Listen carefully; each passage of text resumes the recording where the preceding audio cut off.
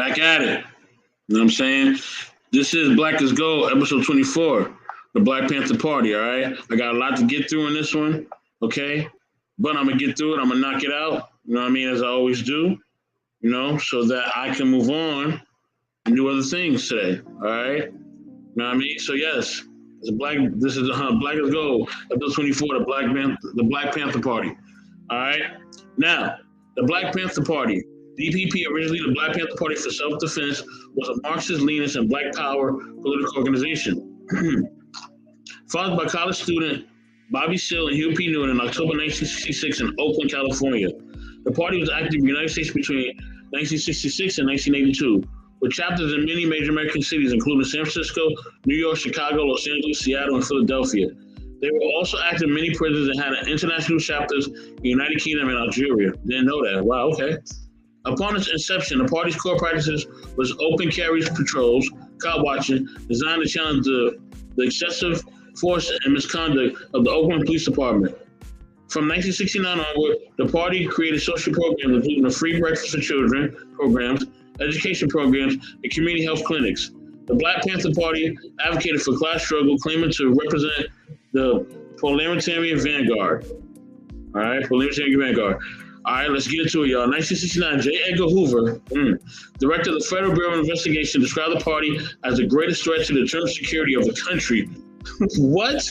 Okay, the FBI scapegoated. I'm sorry. It's a scapegoat. I'm sorry. The FBI sabotaged the party with an illegal and covert counterintelligence program, COINTELPRO, of surveillance, infiltration, perjury, police harassment, all designed to undermine and criminalize the party. Wow.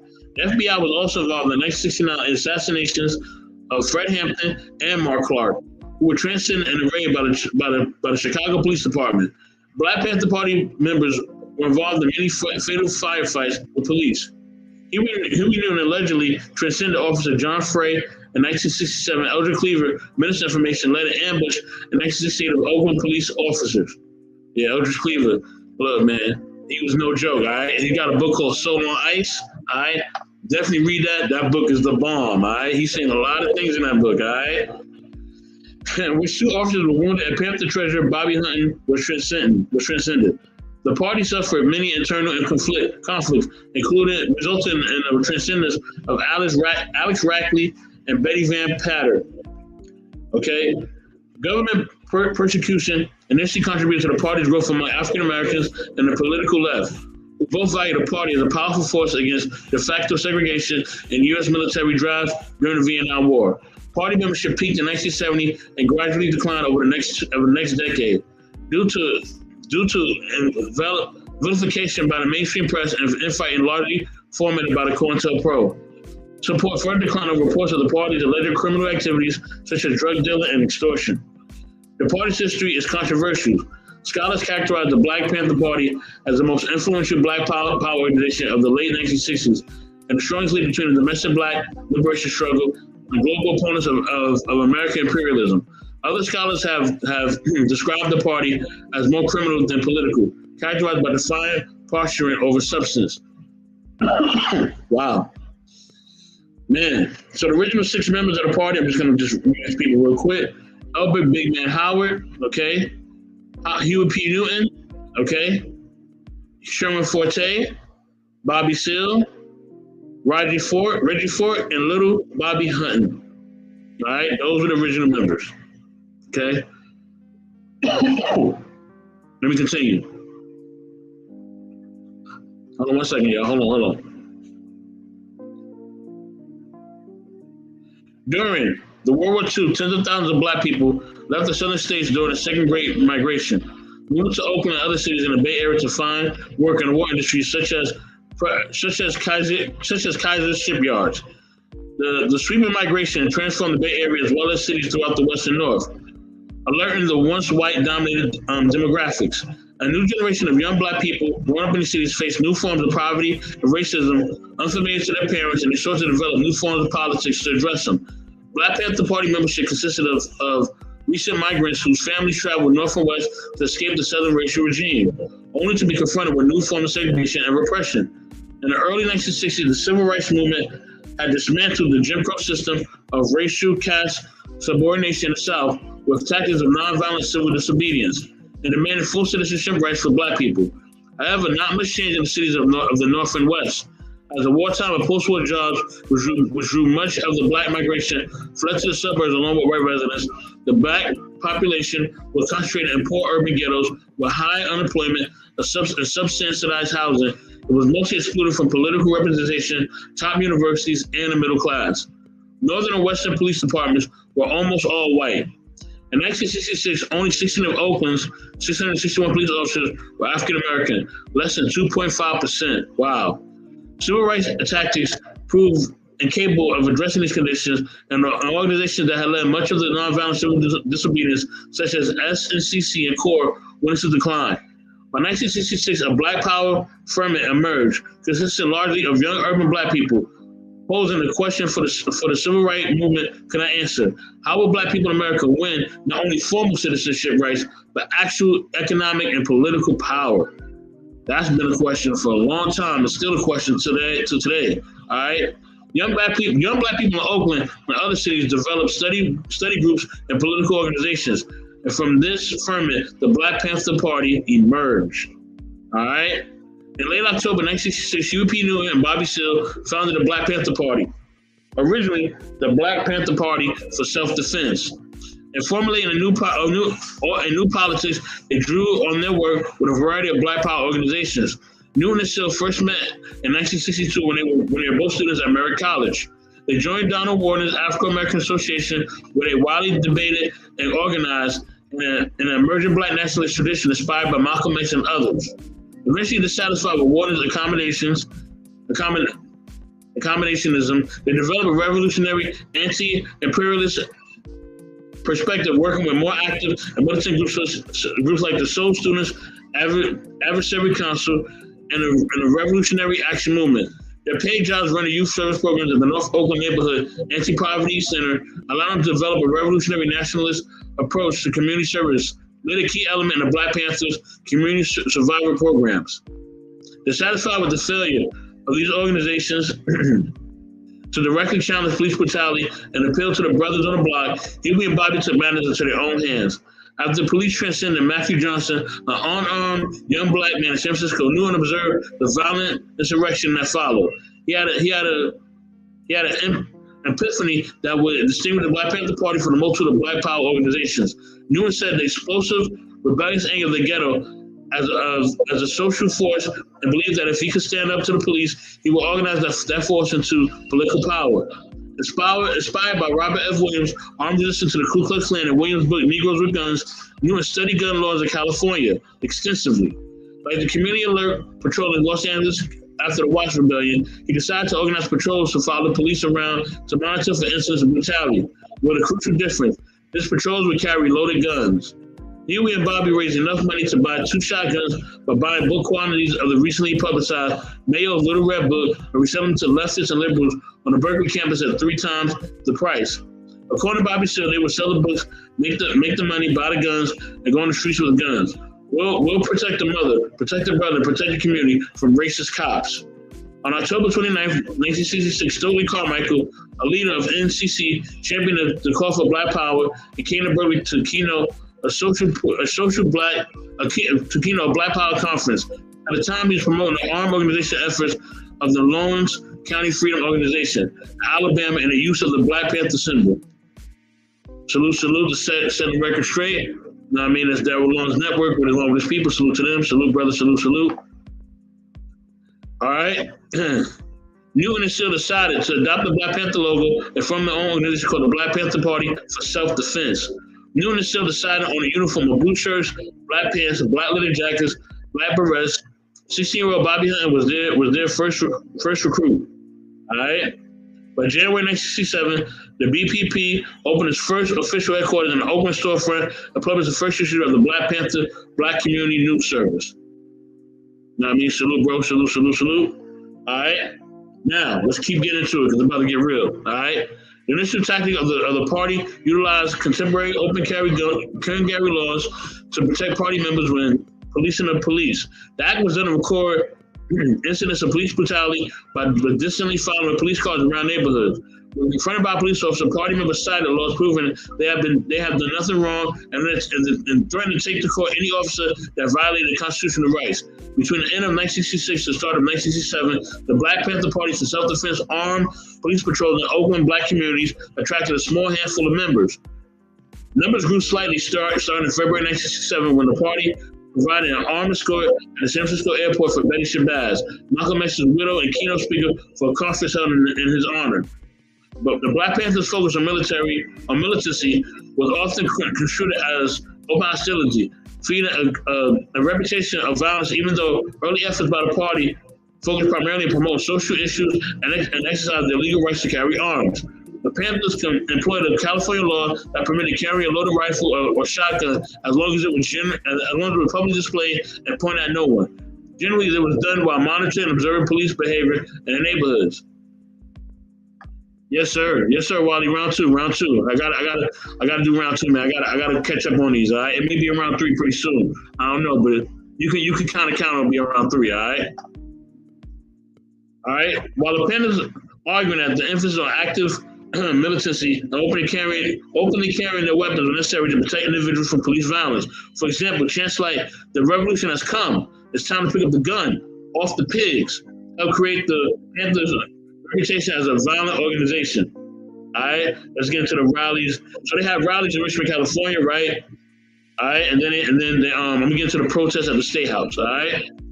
Awareness of the Black Panther Party for Self-Defense grew rapidly after the May 2nd, 1967 protest at the California State Assembly. On May 2nd, 1967, the California State Assembly Committee on Criminal Procedure was scheduled to convene to discuss what was known as the Mulford Act, which would make the public carry of loaded firearms illegal. Noon, when Minister of Information Eldridge Cleaver put together a plan that sent a group of 26 armed Panthers led by Sil from Oakland to Sacramento to protest the bill. The group entered the assembly carrying the weapons, an incident which was widely publicized and which promoted police to arrest Sil and 5 others. The group pleaded guilty to misdemeanor charges of disrupting the legislative session. At the time of the protest, the party had fewer than 100 members in total. Wow. In 1967, the Mulford Act was passed by the California legislation and signed by Governor Ronald Reagan. The bill was crafted in response to the members of the Black Panther Party who were cop watching. The bill repealed a law that allowed the public carrying of loaded firearms. Wow. All right, they started something called the 10-point program. All right, do your research on that. Okay, so let's continue into the story. All right, in August 1967, the Federal Bureau of Investigation, which is the FBI, instructed its program COINTELPRO to neutralize Black nationalist hate groups and other dissenting groups. In September 1968, FBI Director J. Edgar Hoover described the Black Panthers as the greatest threat to the internal security of the country. Wow, that's insane. By 1969, the Black Panthers and their allies had become primary COINTELPRO targets, singled out in the 233 of the 295 authorized Black nationalist COINTELPRO actions. The goals of the program were to prevent the unification of militant Black nationalist groups and to weaken their leadership, as well as to discredit them to reduce their support and growth. The initial targets include the Southern Christian Leadership Conference, the Student Nonviolent Coordinating Committee, the Revolutionary Action Movement, and the Nation of Islam, as well as leaders including the Reverend Martin Luther King Jr., Stokely Carmichael, H. Rap Brown, Maxwell Stanford, and Elijah Muhammad. As Assistant FBI Director, William Sullivan later testified in front of the Church Committee, the Bureau did not differentiate between Soviet spies and suspected communists and Black nationalist movements with deploying surveillance and neutralizing tactics. Wow. That's wild. COINTELPRO attempted to create rivalry between Black nationalist factions and to exploit existing ones. One such attempt was to intensify the degree of animosity between the Black Panthers and the Blackstone Rangers, a Chicago street gang. The FBI sent an anonymous letter to the Rangers gang leader claiming that the Panthers threatened his life, a letter whose intent was to provoke preemptive violence against Panther leadership. In Southern California, hold on one second, hold on.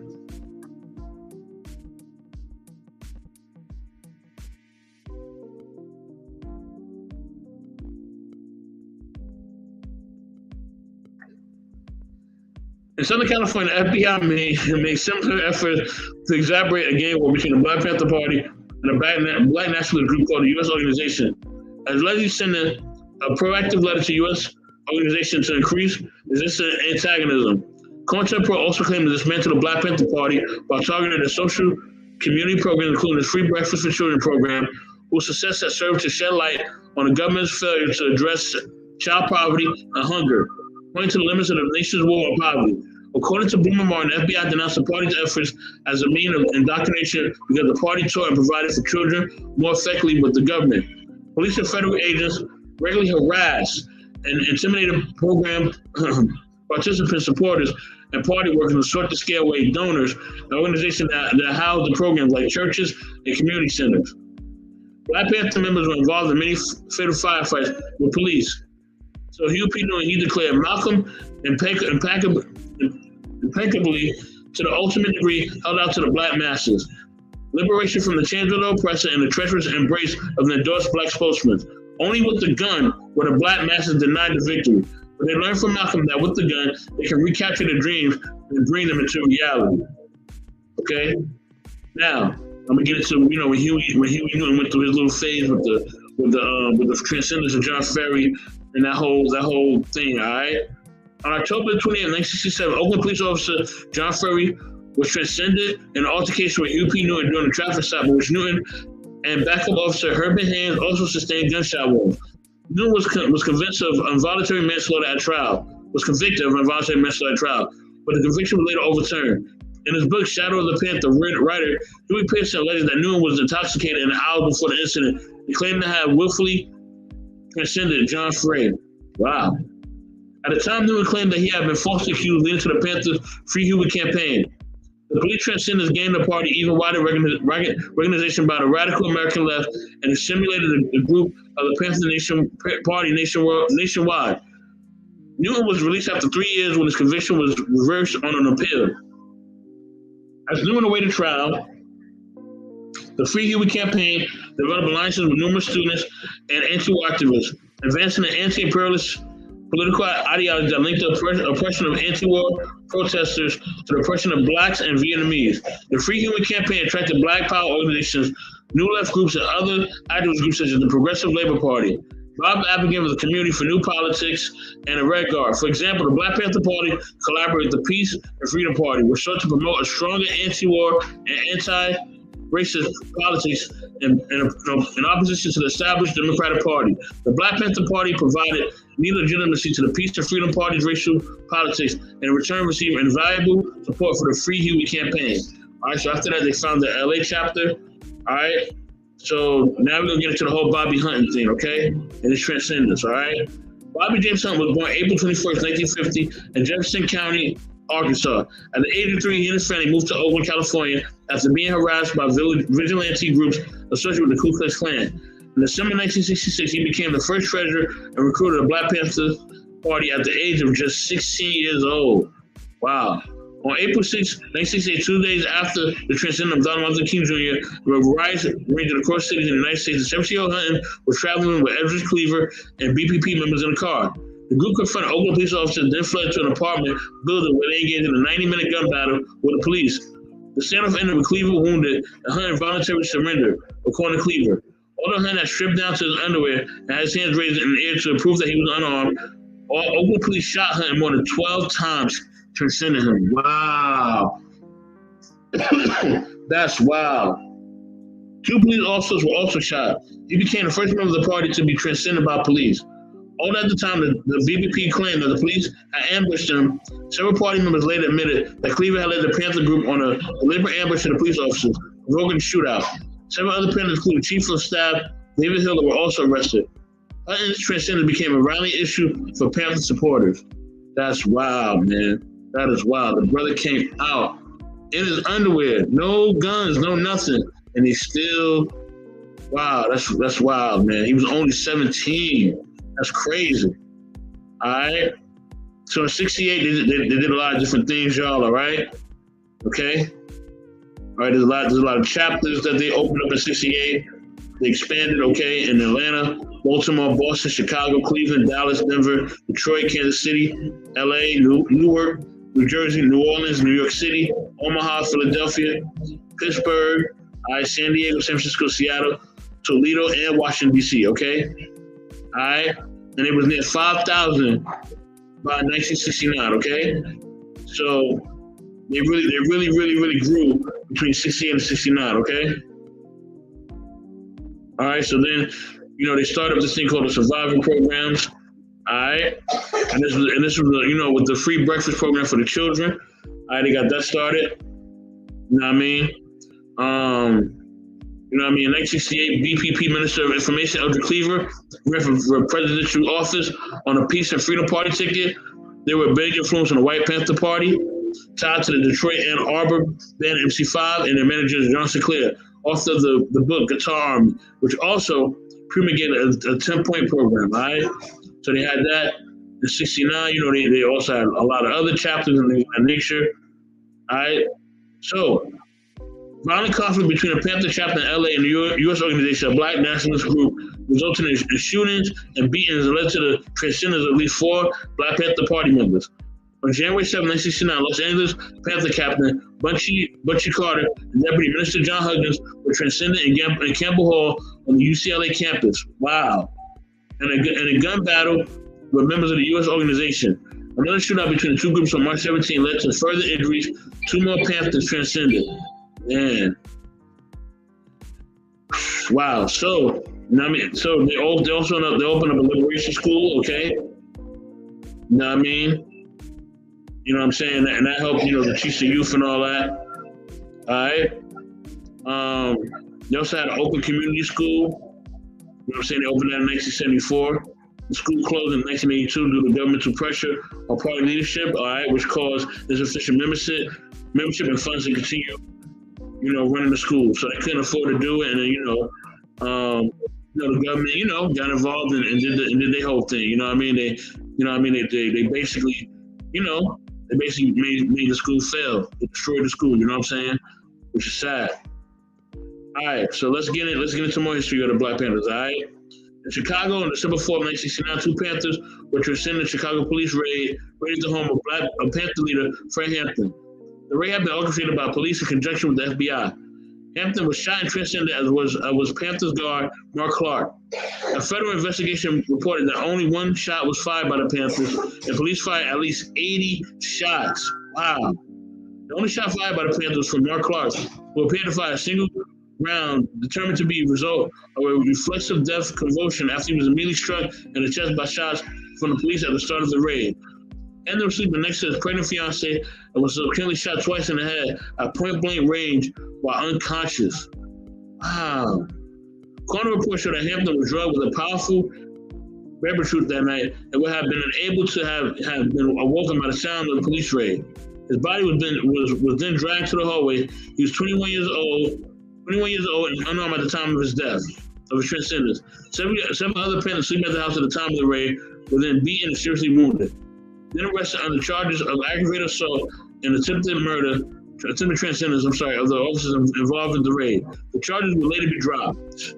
Cook County State Attorney Edward Hannaran announced to the media later that the Panthers were first to shoot in an interaction, and they showed a refusal to cease firing. Wow. Were urged to do so several times. New York Times reporting would later demonstrate this was not in fact the case and found a great deal of fake evidence being used by Chicago police to assert their claims. Former FBI agent Wesley Swearingen asserts that the Bureau was guilty of a plot to transcend the Panthers.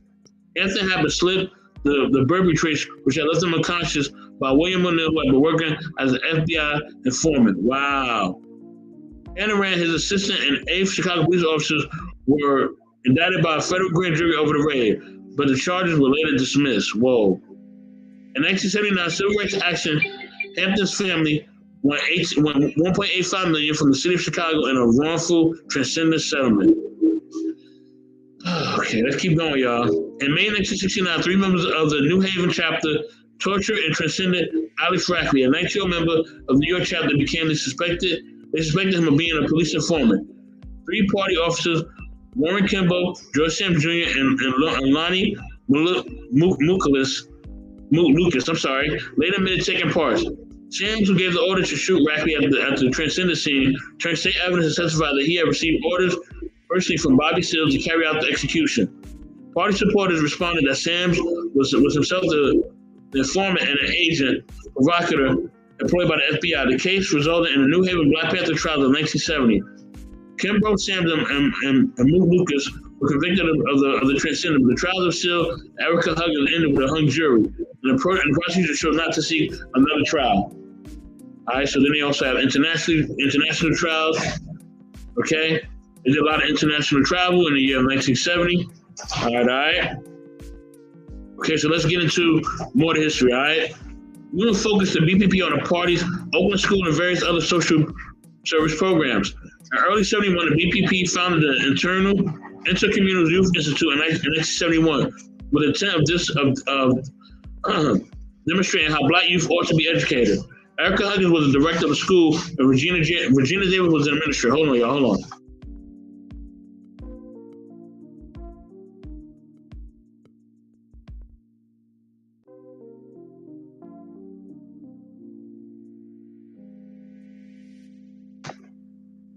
The school was unique, that it did not have the grade levels, but instead had different skill levels. So an 11-year-old could be in second level English, and fifth level science.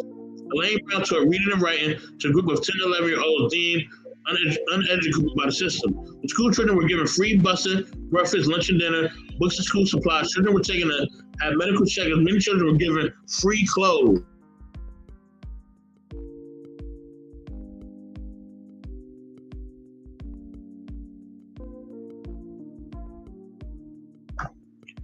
All right, let's get into more of the history. So this is when things kind of, I mean, they've already been through enough, but this is when things get really, really crazy, y'all. All right.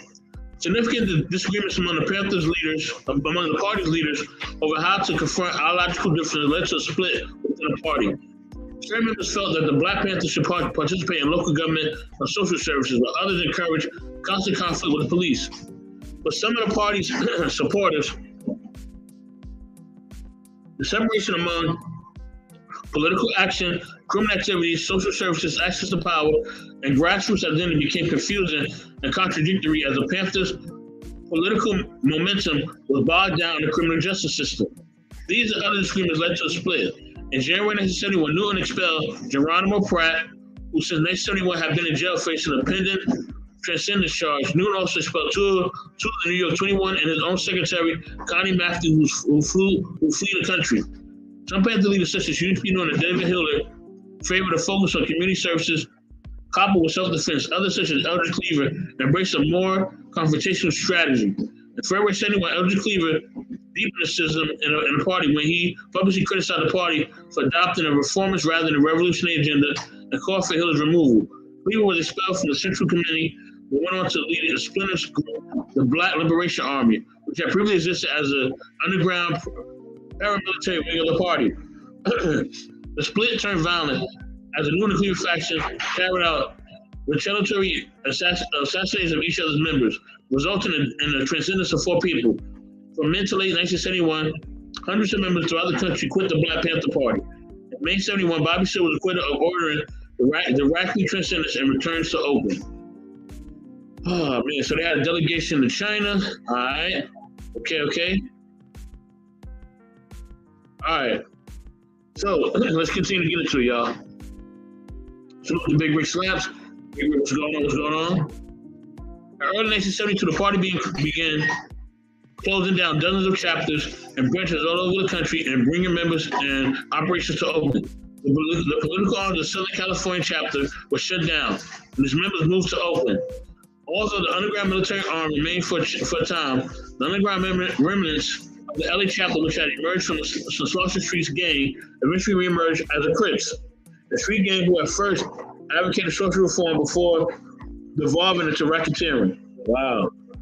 Minister of Education Ray Masudi Hewitt created the Buddha Samurai, the party underground secretary, Carday in Oakland. Newton expelled Hewitt from the party late in 1972, but the security Carday remained in operation under the leadership of Flores Forbes. One of the Carday's main functions was to extort and rob drug dealers in after-hours clubs. The party developed a 5-year plan to take over the city of Oakland politically and focus nearly of its resources on winning political power in the Oakland city government. Bobby Seale ran for mayor, Elaine Brown ran for city council, and other Panthers ran for minor offices. Neither Seale nor Brown were elected, and many party members resigned after the losses. Although a few Panthers won seats on local government commissions. Following electoral defeat, Newton embarked on major purge on the party in early 1974, expelling Bobby and John Seale, David Drew Hillard, Robert Bay, and numerous other top party leaders. Dozens of other Panthers loyal to Seale resigned or deserted. Wow. In 1974, Huey Newton and 8 other Panthers were arrested and charged with assault on police officers. In August 1974, Newton went into exile in Cuba to avoid prosecution for the transcendence of Kathleen Smith, 18-year-old prostitute. Newton was also indicted for pistol whipping his sailor, Preston Callins. Although Newton confided to his friends that Kathleen Smith was the first non-political transcendence, he was ultimately acquitted. At one witness's testimony was impeached by her admission that she had been smoking marijuana on the night of the transcendence. Other prostitutes were witness recanted her testimony. Newton also was acquitted of assaulting Preston Collins after Collins refused to press charges. All right, so let's get into it. Let's keep going. In 1974, as Huey Newton prepared to go to exile in Cuba, he appointed Elaine Brown as the first chairwoman of the party. Under Brown's leadership, the party became involved in organizing for more radical electoral campaigns, including Brown's 1975 unsuccessful run for Oakland City Council.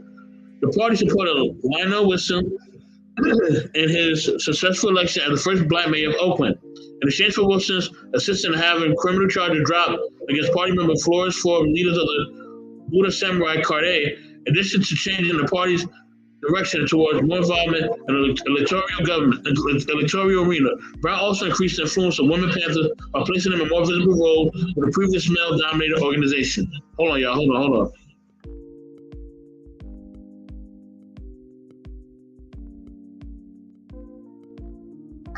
All right, y'all. So let's get into more stuff, all right? Panther leader Elaine Brown hired Betty Van Patter in 1974 as a bookkeeper.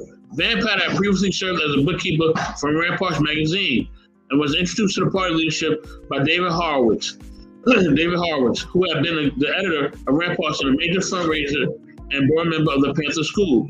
Later that year, after the dispute with Brown over financial irregularities, Van Patter went missing on December 13, 1974. Some weeks later, her severely beaten corpse was found on the San Francisco Bay Beach. Wow. Wow, that's crazy. That's crazy. There was sufficient evidence for police to charge anyone with Van Patter's transcendence, but the Black Panther leadership was almost universally believable to be responsible.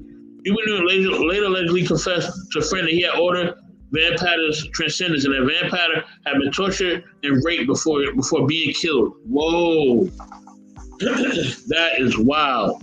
FBI files investigating Van Patter were destroyed in 2009 for reasons the FBI has declined to provide. You know, it's crazy, man. You know, like I said, when people get into leadership positions or just in positions where they have a lot on their back, it's a lot for them to handle, man. So I think with Huey Newton, man, and even with a lot of the leaders of the Black Panther Party, I think even if we saw on ICE, even with Eldridge Cleaver, you could see they couldn't handle all these things that was given to them, man. They couldn't handle it. They just couldn't handle it. You know what I'm saying? It was too much pressure. They had all that pressure from them, you know, in regards to just battling the government. Then you have other, people who have other, movements and things of that nature that's also around. You know, there's pressure to improve the community because, the communities are being improved. And then there's internal pressure because you want to live up to that, right? But I think if they just would have just stuck to what they were doing in the beginning, staying focused, helping the community, and, if they wanted to do extra stuff, they just could have, like. But I think what happened was also ego, right? Because when you start a party, you start a movement, right? Unfortunately, with our people, there always has to be something about an ego, right? Somebody always got to feel that they got to be top dog, right? It can never be where we all just are able to just shine and do what we got to do. No, somebody got to be top dog all the time. So I think that came to a play too, man. So ego, pressures and dealing with the government, fighting the government, internal pressures and ego that led to everything falling apart. So let's get into it, y'all. We almost done. In 1977, Newton returned from exile in Cuba and received complaints from male members about the excessive number of power of women in the organization who now outnumber men. According to Elaine Brown,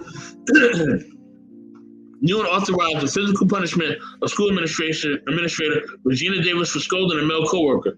Davis was hospitalized with a broken jaw. Brown said the beating of Regina would be taken as a clear signal that the words Panther and comrade had taken a gender connotation, donating an inferiority in the female half of U.S. Brown resigned from the party and fled to L.A. Although many scholars and activists date the party's downfall to the period between Brown's leadership, a shrinking cardiac of Panther struggled through the 1970s. By 1980, Panther membership had dwindled to 27, and the Panther-sponsored Oakland Community School closed in 82 amid a scandal over Newman embezzling funds for drug addiction, which marked the formal end of the Black Panther Party. Oh, man. So, that's the history of the Black Panthers, y'all. You know what I mean? They did a lot of great things. You know what I mean? And they really tried to improve the community. I think overall, what they were striving for and just what they were trying to go after, you can't deny the impact of the Black Panthers, right? You can't deny what they meant to the community and what they meant to our people. But I think in that, when you develop a mission and you develop something that you're striving for in order to improve the quality of life around you, especially during those times, they face a lot of different things and a lot of pressure. But overall, they were a signal and an embodiment, and a symbol of strength, of unity, and also of us as a people striving to do better. By whatever means they needed to do it, whether they had to gather up arms, whatever, and they just want to put their life on the line. And most of their members, they faced the ultimate sacrifice, man. They gave their lives for this, right? For us. You know what I'm saying? And they didn't have to do that. They could have just went along with it. You see Martin doing his thing, you see Malcolm, they could have just sat in the back and chilled and just kind of, see what things happen. But they didn't do that, man. They continued to fight and they continued to do what they had to do to improve the community. I don't agree with all their methods, and I don't agree with everything that they've done. Or everything that they try to do. But I would say they definitely embody the phrase "Black is gold." Salute to the Black Panther Party. Salute to Huey P. Newton, all the leaders of the Black Panther Party, man, who were striving to do good. I know, a lot of them kind of took it a little too far at times. Huey Newton and the rest of them kind of sometimes took it too far. I think overall they really did want to improve our community and really help our people. But I think in that, sometimes, like I said, with the egos and everything else and the pressures from the government and your own internal pressures and the pressures of the community, I think it was a little too much for them to handle. With that being said, y'all, this is Black is Gold, episode 24, the Black Panther Party. You know what I'm saying? Appreciate y'all for tuning in. With that, I am out.